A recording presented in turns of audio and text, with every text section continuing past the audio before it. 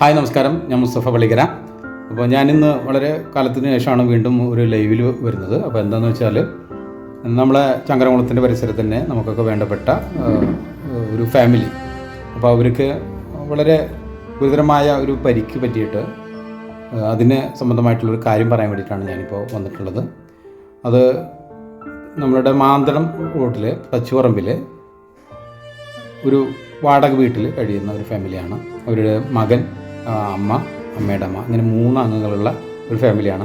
അവർ കോഴിക്കോട്ട് പോയി വരുന്ന സമയത്ത് അമ്മയും മകനും കൂടിയിട്ട് ട്രെയിൻ മാറി കയറുകയും അതിൽ നിന്ന് പെട്ടെന്ന് തിരിച്ചിറങ്ങാൻ വേണ്ടിയിട്ടുള്ള വെപ്രാളത്തിൽ ഇറങ്ങുന്നതിനിടയ്ക്ക് അമ്മയുടെ കാല് റെയിൽ പാളത്തിനിടയിൽ പെടുകയും 2 കാലും നഷ്ടപ്പെടുകയും ചെയ്തിട്ട് നിൽക്കുന്ന ഒരവസ്ഥയിൽ അവരെ ചികിത്സയും അവരുടെ നിത്യവൃത്തിയും ഒക്കെ വളരെ പരിതാപകരമായി മുന്നോട്ട് പോയിക്കൊണ്ടിരിക്കുകയാണ്. അപ്പോൾ നമ്മളെ നാട്ടിൽ തന്നെയാണ്. അപ്പോൾ ഇതിനു മുമ്പ് 2-3 ചാനലുകളിലൊക്കെ വന്നിട്ടുണ്ടെങ്കിൽ പോലും അവരിന്നും അവർക്കൊന്നും ഒരു സഹായം പോലും ലഭിച്ചിട്ടില്ല. അപ്പോൾ നമ്മളൊക്കെ ഒരുപാട് ആളുകളെ സഹായിക്കുന്നതാണ്. അപ്പോൾ എനിക്ക് ഇതിൻ്റെ ഒരു ഗൗരവം മനസ്സിലാക്കിക്കൊണ്ടാണ് ഞാനിവിടെ വന്നത്. അപ്പോൾ ഇവർക്ക് അങ്ങനൊരു സഹായം ഇവിടെ നിന്ന് കിട്ടിയിട്ടില്ല.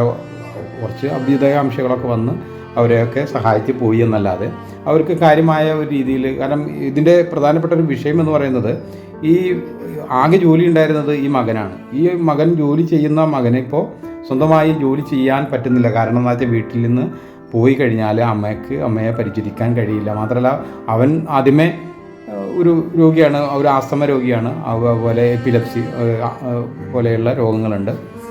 അപ്പോൾ ഈ അവൻ ഓൾറെഡി ഫിക്സ് ഉള്ള ഒരാളാണ്. അപ്പോൾ ഇങ്ങനെ ഒരുപാട് ബുദ്ധിമുട്ടുകളുണ്ട്. അപ്പോൾ അമ്മയും വളരെ പ്രായമായിട്ടുള്ള ഒരു സ്ത്രീയാണ്. അപ്പോൾ അവരോട് തന്നെ നമുക്ക് നേരിട്ട് ചോദിക്കാം. അപ്പോൾ ഞാൻ ഇത് വന്നതിൻ്റെ ഉദ്ദേശം എന്താണെന്ന് വെച്ചാൽ ഇവരിലേക്ക് നമുക്ക് എന്തെങ്കിലും ചെയ്യാൻ കഴിയുമോ എന്നുള്ളത്. അപ്പോൾ എന്നെ പരിചയമുള്ള ഒരുപാട് നല്ല സുഹൃത്തുക്കൾ എൻ്റെ ഫേസ്ബുക്കിലും യൂട്യൂബിലും ഒക്കെ ഉണ്ട്. അപ്പോൾ അവർക്ക് ഞാനിത് ഇട്ട് കൊടുക്കുമ്പോൾ അവരിൽ എന്നെ വിശ്വാസമുള്ള ആളുകൾ അവർക്ക് അവരുടെ അക്കൗണ്ട് നമ്പറിലേക്ക് കഴിയുന്നത് സഹായിക്കുക എന്നുള്ളൊരു ലക്ഷ്യം മാത്രമാണ് എനിക്കുള്ളത്. കാരണം അത് അവർക്ക് അർഹപ്പെട്ടതായതുകൊണ്ട് മാത്രമാണ് ഞാനിങ്ങനെ ഒരു ലൈവിൽ വന്നിട്ടുള്ളത്. തീർച്ചയായിട്ടും നമുക്ക് അവരോട് നേരിട്ടുള്ള സംവദിക്കാം. ഓക്കെ, എന്താ മോൻ്റെ പേരെന്താ? അഭിലാഷ്. അഭിലാഷ്, എന്താണ് അന്ന് നടന്നത്? സംഭവം എന്തായിരുന്നു? യഥാർത്ഥത്തിൽ എന്താണ് ഉണ്ടായത്? കോഴിക്കോട് ഡോക്ടറെ കാണിക്കാൻ, ഒന്നുകൂടി സൗണ്ടിൽ പറയും, സൗണ്ട് ഇല്ല. കോഴിക്കോട് ഡോക്ടറെ കാണിക്കാൻ പോയതായിരുന്നു അമ്മയുമായിട്ട് ഞാൻ. അമ്മയെ കണ്ടിട്ട് തിരിച്ച് വരുമ്പോ ട്രെയിൻ മാറി കയറിയതായിരുന്നു. അപ്പൊ ഞാൻ ഇറങ്ങി തിരികെ അമ്മേനെ ഇറക്കാന്നുള്ള രീതിക്ക് അമ്മയുടെ കൈ പിടിച്ചതായിരുന്നു. പക്ഷെ അപ്പോഴത്തേക്കും ട്രെയിൻ മൂവ് ആയിട്ടുണ്ടായിരുന്നു. നേരെ അമ്മ താഴത്തേക്ക് വീണു. ഞാൻ ഒരുപാട് അമ്മയെ വലിച്ചു നോക്കി, പക്ഷെ എനിക്ക് കിട്ടിയില്ല. നേരെ ട്രെയിനിന് അടിയിലേക്ക് വീണു. അപ്പോഴത്തേക്കും എല്ലാവരും ഓടിക്കൂടി വന്നിട്ട് ട്രെയിൻ നിർത്തി. അപ്പോഴത്തേക്കും അമ്മയുടെ 2 കാലുകളും പോയിരുന്നു അല്ലേ?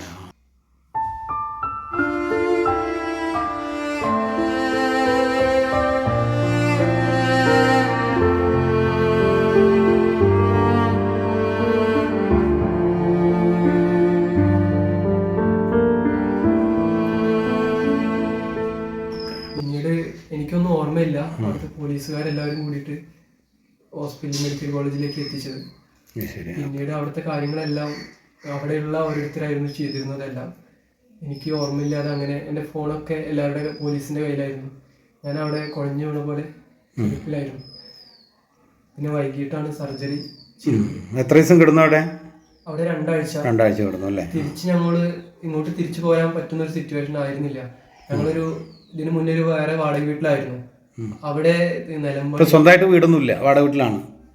എത്ര കാലമായിട്ട് വാടക വീട്ടിലാണ്? ഒരു 5 വർഷത്തിലായിട്ട്. അപ്പോൾ നിനക്ക് അച്ഛനും ഒക്കെ ഇപ്പോൾ എവിടെ ഉള്ളത്? അച്ഛൻ 2 വയസ്സുള്ളപ്പോൾ ഉപേക്ഷിച്ച് പോയതാണ്. ഇപ്പോൾ എവിടെയാണെന്നൊന്നും അറിയില്ല. അപ്പോൾ ആള് ജീവിച്ചിരിപ്പുണ്ടോ മരിച്ചോ എന്നൊന്നും അറിയില്ല അല്ലേ? അത് ശരി. ആളെവിടുത്തുകാരനാ? ആള് തിരുവനന്തപുരത്തുകാരനാണ്. അപ്പോൾ ഇവിടെ ജോലി എടുക്കാനൊക്കെ വന്നിട്ട് അങ്ങനെ പരിചയമായിട്ട് കല്യാണം കഴിച്ചതാണ് ആണല്ലേ? ഓക്കെ. നിങ്ങൾ ശരിക്കും ഇവിടുത്തേരാണോ അതോ പുറത്തുനിന്നുള്ള ആളുകളാണോ? ഈ നാട്ടുകാരനെയാണ്. അതായത് മാന്തളത്തിലാണ് നിങ്ങളെ കുറേ വർഷമായിട്ട് അവിടെ? ഇങ്ങോട്ട് മാറിയിട്ട് തച്ചുപറമ്പിലേക്ക് മാറിയിട്ട് 20 വർഷമായി. മാന്തളത്തിലായിരുന്നു നിങ്ങൾ സ്ഥിര താമസം ഉണ്ടായിരുന്നത് അല്ലേ? ഓക്കെ. അപ്പോൾ എന്താ മോനിക്ക് പണിക്ക് പോകാൻ പറ്റില്ല? എന്താണ് സംഭവം? ഇപ്പോൾ ഇങ്ങനെ ഇരുന്നാൽ പറ്റില്ല, നമ്മൾ പണിയൊക്കെ ചെയ്യണ്ടേ? അപ്പോൾ എന്താ പണിക്ക് പോകാൻ പറ്റില്ലേ? ഞാൻ കുറേ വർഷങ്ങളായിട്ട് സ്ഥിരം മരുന്നുകൾ കഴിക്കുന്നതാണ്. ആ എനിക്ക് ഈ അപസ്മാരമായിട്ട് പിന്നെ കുഴഞ്ഞുള്ളിലൊക്കെ ഉണ്ടായിട്ടുണ്ടായിരുന്നു. ഞരമ്പ് വഴിക്കുള്ള ചെറിയ ബ്ലോക്കും കാര്യങ്ങളൊക്കെ ആയിട്ട് ഒരു 2 വർഷത്തോളം കിടപ്പിലുണ്ടായിരുന്നു. പിന്നെ ഡെയിലി ഒരു 10 ഗുളികയൊക്കെ കഴിച്ചിട്ട് കഴിയുന്ന ദിവസങ്ങളിലൊക്കെ ഒരു തുണിക്കടയിൽ പോയിട്ട്. തുണിക്കട ഏതായിരുന്നു? ചങ്ങരംകുളത്ത് ദാസ് ടെക്സ്റ്റൈൽസ്. ഓക്കെ, നമ്മളറിയുന്ന കടയാണ്.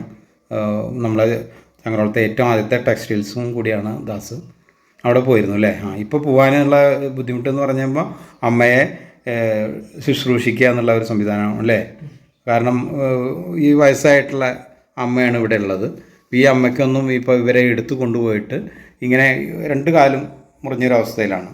അപ്പോൾ ഇങ്ങനെ ഒരു അവസ്ഥയിലുള്ളവരെ തീർച്ചയായിട്ടും ഒന്ന് അവരുടെ ആവശ്യങ്ങൾ നിർവഹിക്കാനൊക്കെ മലമൂത്ര വിസർജനമൊക്കെ ചെയ്യണമെങ്കിൽ പോലും അവരെ എടുത്തു കൊണ്ടുപോയിട്ട് വേണം ചെയ്യാൻ. അപ്പോൾ യാതൊരു നിവൃത്തിയും ഇവർക്കില്ല. കാരണം മകൻ തന്നെ ഇവിടെ ഉണ്ടെങ്കിൽ മാത്രമേ അവർ നോക്കാൻ കഴിയുള്ളൂ. മാത്രമല്ല ഒരു ജോലിക്ക് പോകാനും ഈ മോനക്ക് പറ്റുന്നില്ല.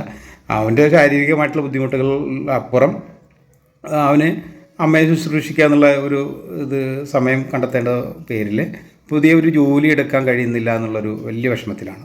ഈ വയസ്സായ അമ്മയെയും ഈ കാല് രണ്ടും അറ്റിട്ടുള്ള അമ്മയെയും നോക്കേണ്ട ഒരു ബാധ്യത ഇന്ന് ഈ മോന് വന്നിരിക്കുകയാണ്. പക്ഷേ അവന് ഒന്നും ചെയ്യാൻ പറ്റുന്നില്ല എന്നുള്ളൊരു വലിയ ഖേദകരമായിട്ടുള്ളൊരു അവസ്ഥയിലാണ് നമ്മളുള്ളത്.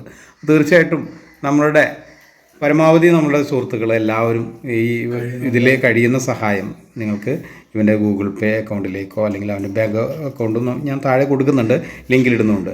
എല്ലാവരും മാക്സിമം ഇവരെ സഹായിക്കുക.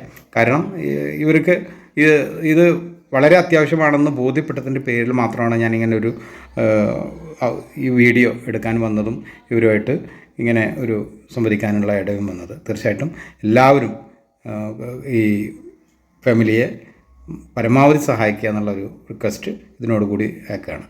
എല്ലാവർക്കും ഒരിക്കൽ കൂടി നമസ്കാരം.